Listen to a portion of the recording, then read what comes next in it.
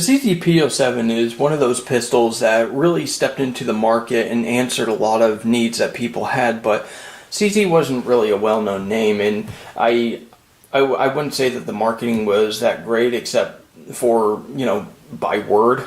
I would say that the CZ fans were really spreading the word as best they could. Not necessarily CZ itself, but that's beside the point.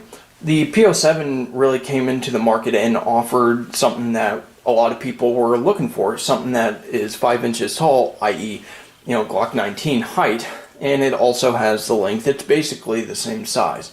And a lot of people wanted a pistol that was very affordable.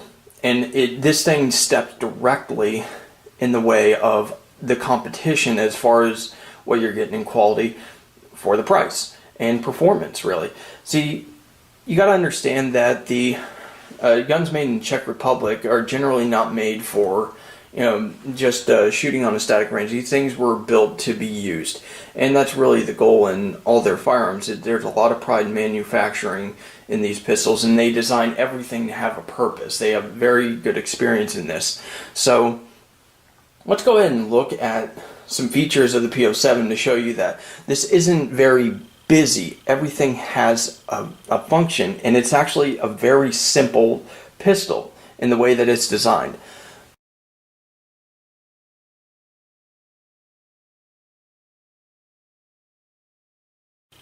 Pardon all the goop in the slide serrations, but as you can see here, they're very sharp serrations. They got a nice 90-degree cut in them, and the thing about this is a lot of people judge the midget slide because they say it can't really offer you a good grip, but that's actually not true.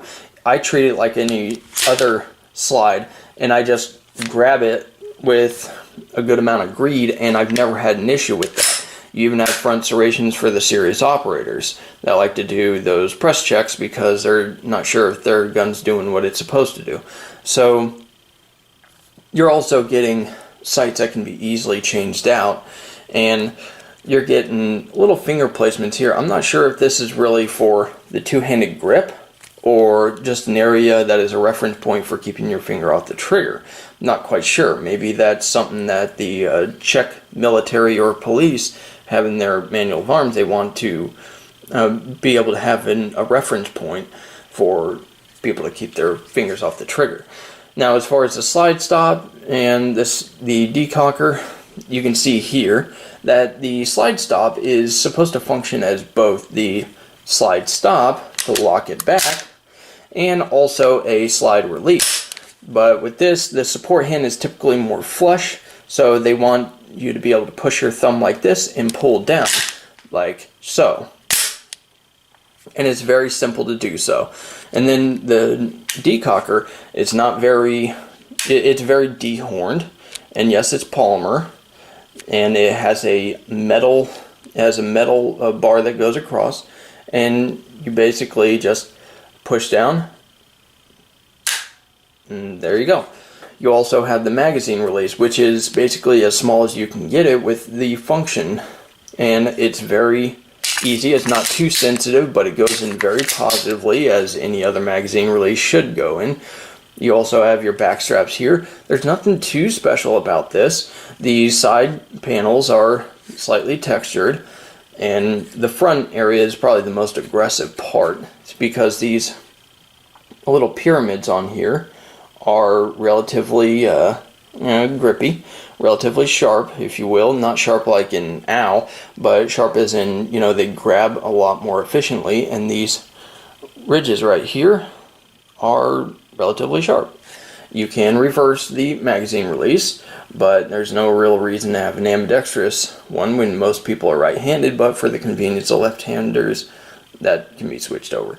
So, now, you also have the magazines, which are 15 rounds. The P07 Duty, that was the predecessor, had 16 rounds. So these things last a good amount of time. It's metal on polymer, so it's definitely much better than having polymer on polymer. It's a lot more slick. Everything about this pistol, from the finish and even the angles, are there for a reason. You've got the Picatinny rail here. Everything's pretty much flush. The angles on the slide are there for a reason. They got enough for durability for the 40 caliber, and then downsizing to the 9mm. And then, you know, they took out the rest that wasn't necessary. So yeah, it's a very efficient design. Now, the hammer, of course, is a pretty strong hammer. It's made so you can cock it more efficiently, but it's not going to snag so easily. And the sights are relatively low profile, keeping with the CZ tradition of making sights that are tiny. And I do not care for the front sight so much. I like the rear sights. I think they're fine, but I don't really care for the size of the front sight and how it just basically fades out the more you shoot it. After about 3 magazines, the front sight fades out. Now let's go ahead and look on the inside and check out the wear of this pistol and discuss some of the other things about this pistol that, you know, people find interesting, and you might too.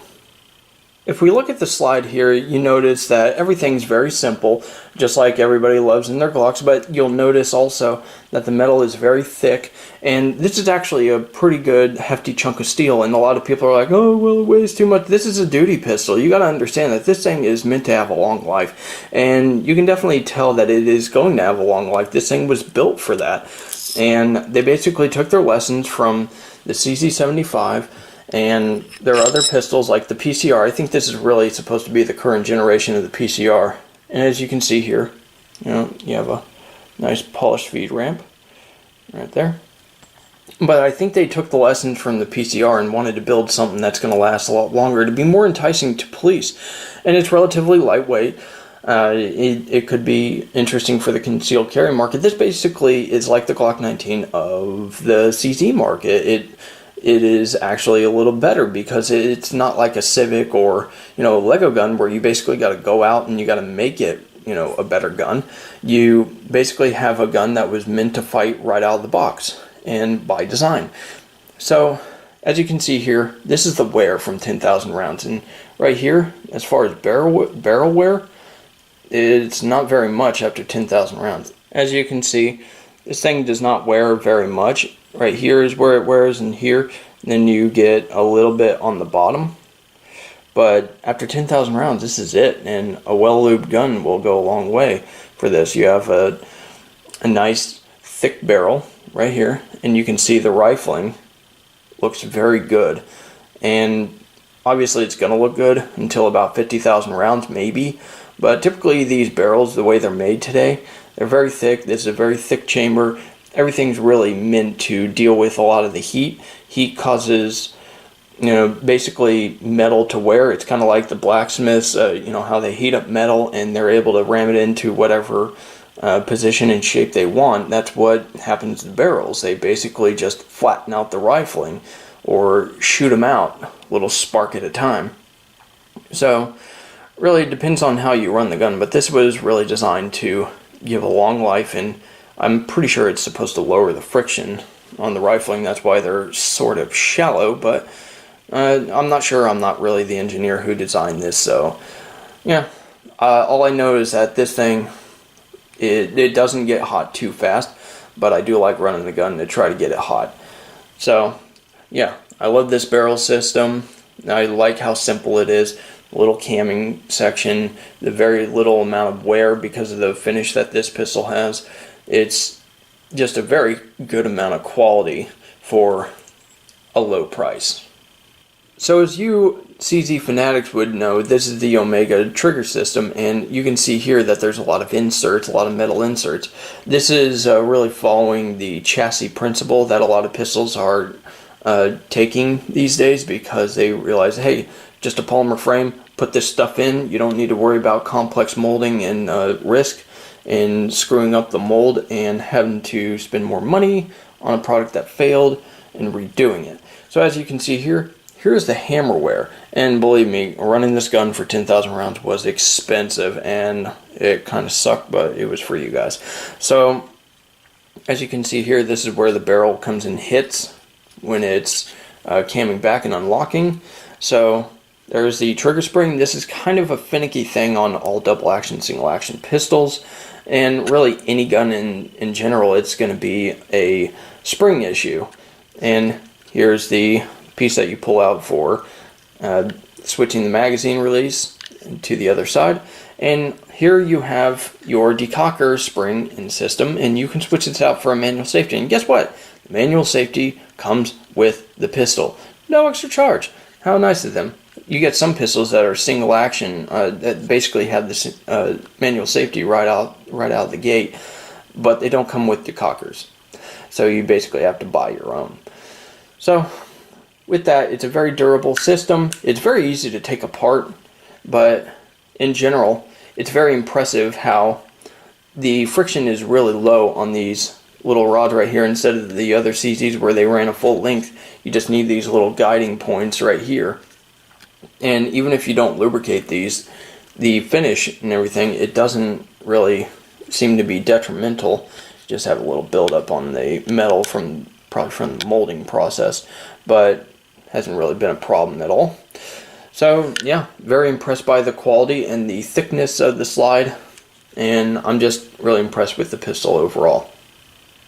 And as you can see here, you got the slide stop, slide release, or takedown pin, and your cam pin right here.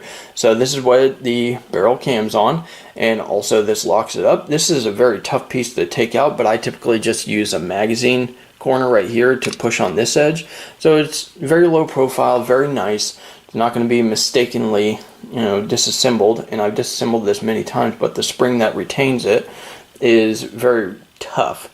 So you're not going to worry about it being easy to take apart under firing conditions, if that's even a concern of yours. But you can see the wear here is very low. This is a milled out part, and as you can see here, you got little machine marks here, and it's just a very durable part, actually meant to also serve as a slide release, so no real issues there. The durability has been excellent, very little wear, very tough piece, and I would hope so.